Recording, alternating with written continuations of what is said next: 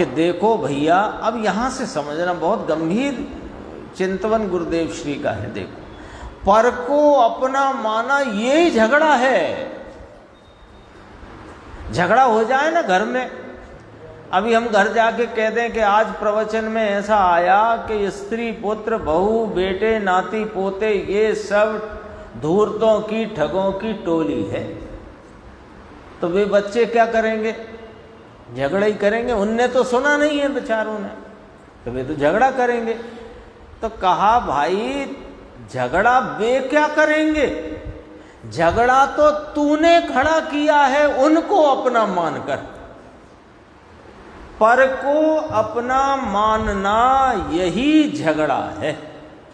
बापू मार्ग बहुत भाई, ये जिनेंद्र परमात्मा का वीतराग तत्व से भरा हुआ वीतरागी मार्ग कोई गजब बात है। देखो, यहां पूछा मुमुक्षु ने उन्हीं की बात को कि पर को मेरा माना वही झगड़ा, ऐसा पूछा कि पर मेरे हैं ऐसा संबंध माना वही झगड़ा है। लो, पर मेरे हैं ऐसा संबंध माना वही झगड़ा है कि नहीं?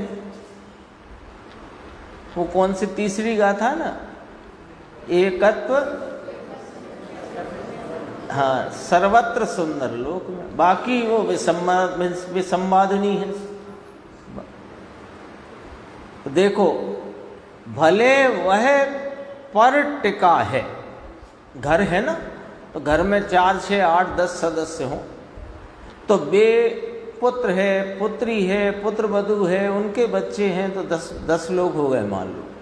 अब वे 10 लोग हैं, वे पर हैं, वे पर तेरे से तो पर हैं, और वे टिके हुए हैं तो उनकी आयुष्य के कारण से हैं, तेरे कारण से नहीं, और तुम उनके कारण से नहीं। और मर जाता है तो उसका आयुष्य पूरा होने पर वो चला जाता है। अब देखना, थोड़ी सी मार्मिक बात है और थोड़ा उसका भाव भाषण करना। जो बात यहाँ कहने वाले हैं दिख रही होगी आपको, अभी कहने वाले हैं उसका थोड़ा भाव भाषण करना, तो आपको लगेगा कि जगत की सच्चाई क्या है, वो समझना जरा। अब परिवार में माता है, पिता है, पुत्र है, भाई है, और ऐसा बनाव बनता है कि जब आयुष्य पूरी होती है तो वो तेरे कारण से तो टिक नहीं रहा था, वो तो टिक रहा था अपनी आयुष्य के कारण से, निमित्त कारण, अपनी आयुष्य का निमित्त कारण उससे टिक रहा था, तेरी सेवा करने से नहीं टिक रहा था, पहली बात। अब वह मर जाता है, माने उसका देह का संयोग छूट जाता है। अब तो फिर लोग उसके पीछे रोते हैं, रोते हैं, नहीं देखा, यही देखा, यही देखा है। घर में किसी का देह परिवर्तन हो, वियोग हो, तो रोते हैं लोग। क्या रोते हैं वो सुनो, वह कहाँ गया उसे रोते हैं क्या? भाई पुत्र से प्रेम था कदाचित, भाई से प्रेम था, ताऊ से प्रेम था, चाचा से प्रेम था, जो प्रेम था वो प्रेम के प्रेम था, तो तुमको उस जीव से प्रेम था, तो वो जीव कहाँ गया इसके लिए रोया कोई आज तक? बड़ी गंभीर है ये बात, ऐसा नहीं पहली बार आई है, आई तो है, पर अब पहली बार आएगी तो पहली बार सुनो उसको विस्तार से। वह कहाँ गया? अच्छा देखो कि घर में कोई मान लो अपना बुजुर्ग था या कोई युवान था, चला गया ना, आपको बड़ा प्रेम था उससे, पूरा आप घर के लोग ही नहीं, समाज के, मोहल्ले के, नगर के लोग कहते थे कि इनको अपने बड़े भाई से बड़ा प्रेम है या छोटे भाई से बड़ा प्रेम है, सब लोग कहते थे। तो आपको भाई के शरीर से प्रेम था कि आत्मा से? अब जरा पॉइंट समझना यहां पर, वो जो भाई के शरीर से प्रेम था कि भाई के आत्मा से? दो ही चीज तो है, यहां तीसरी क्या है? तो शरीर से था तो जलाने क्यों निकल पड़ा? और आत्मा से था तो तूने विचार किया कि वो आत्मा कहां गया?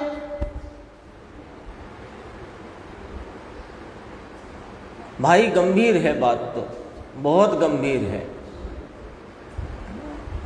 जितना प्रेम दौड़ता है ना, वो प्रेम की दौड़ उधर होने से ये चैतन्य तत्व उसमें धूमिल हो रहा है, ओझल हो रहा है। इसलिए इस बात को समझो गंभीरता से। जो यदा कदाचित घर में भाई का देह परिवर्तन हुआ, तो भाई का देह परिवर्तन हुआ तो हम पूछते हैं तुम्हें वो भाई का शरीर से प्रेम था कि उस भाई के आत्मा से प्रेम था? यदि शरीर से प्रेम था तो जलाने क्यों दौड़ चले? और आत्मा से प्रेम था तो क्या तुमने एक बार भी विचार किया कि कहां गया वो आत्मा? देखो अभी क्या कहते हैं, मर के नरक में भी गया हो तो हमारे क्या? सच्चाई है ये। हम तो उसके फोटो के नीचे स्वर्गवासी लिख देंगे, लेकिन गया कहां है ये ना तुमको पता है, ना पता करने की तुम्हें कोई दरकार है। तुम तो दरअसल क्यों रो रहे हो? अब असलियत सुनो कि हमारी सुविधा जाती है उसको रोते हो तुम वास्तव में। और ये पागल जो है, ये पागल मनुष्य, हमने तो कई बार देखा कि बेसुविधा का नाम ले लेकर रोते हैं। आप देख लेना कई प्रसंग में।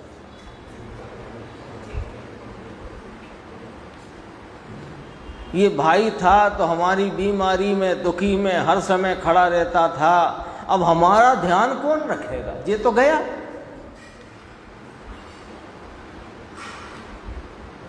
हाँ, हम कभी समय पर भोजन नहीं कर पाए तो ध्यान रखता था, अब ये तो गया। बड़े प्रेम से चलो भैया मंदिर चलना है, चलो भैया वहां चलना है, अब हमसे कौन कहेगा?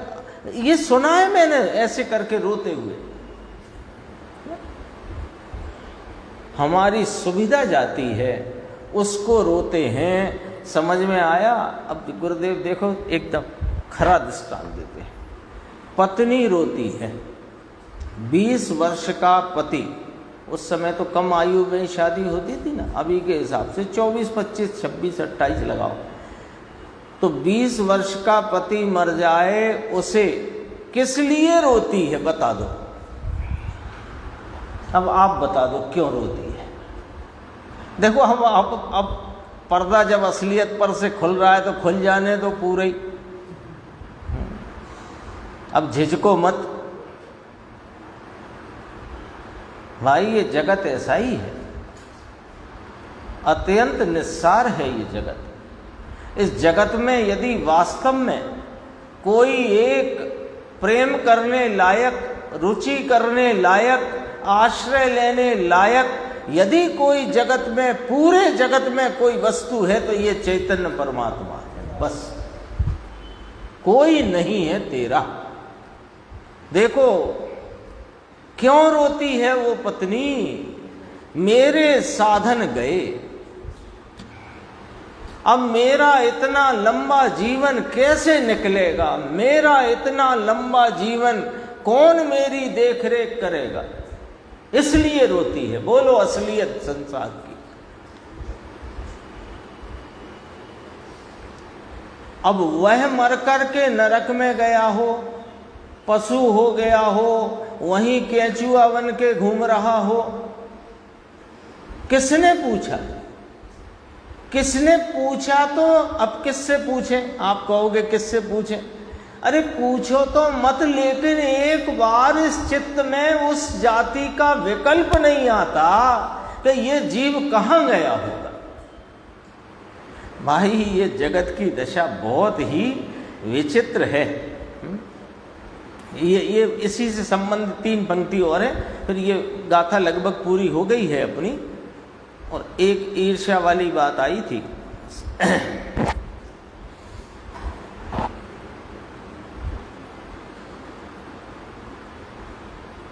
थोड़ी रह जाएगी तो अपन आगे की स्वाध्याय में उसे समाहित करके आगे की 140 नंबर गाथा की चर्चा कल शुरू करेंगे। देखो अब अभी तो हुई वो मृत्यु का एक प्रसंग था अपने सामने, है ना। अब जरा वर्तमान प्रसंग जो चलते हैं उसे देखो। पैसा, लक्ष्मी, इज्जत, पुत्र, पुत्री, बोलो क्या नहीं, क्या रह गया इसमें? सब आ गया कि नहीं आ गया? लक्ष्मी में धन दौलत के साथ, है ना, दौलत आई ना, दौलत में सोना चांदी जेवरात कपड़े लत्ते सब आ गए।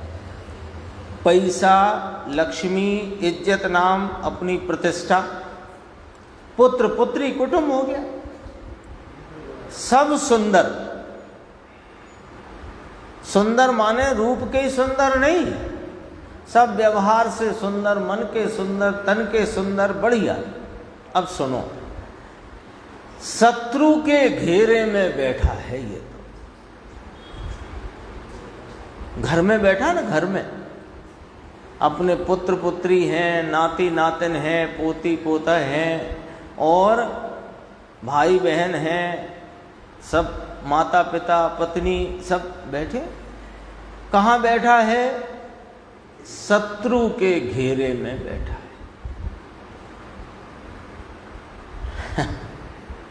शत्रु के घेरे में जब अंदर बैठा हो तब उसे ऐसा लगे हम कुछ हैं। अब मान लो घर में बैठा हो, पत्नी हो, बच्चे हों, बच्चों के बच्चे हों, बच्चों की पत्नी हो, ऐसे सब बैठे हैं ना। अब ये घर के मुखिया तो अब बैठे हैं शत्रुओं के घेरे में, मुखिया जी। अब वे हम कुछ हैं, है ना, अंदर ही अंदर ऐसा, भले किसी से कुछ कहे नहीं, पर मालूम है इसको कि मैं जरा इशारा करूंगा तो कोई ना कोई तुरंत दौड़ करके वो मेरे मंशा का, आज्ञा का पालन हो जाएगा। ऐसे अंदर लगे बैठा है। प्रतिष्ठा भी है, समाज में भी है, घर में भी है, सब जगह है। शत्रु के घेरे में जब अंदर बैठा हो तब उसे ऐसा लगे हम कुछ हैं। अरे शत्रुओं के घर में बैठा है भाई, ये सब तो शत्रु हैं। बोलो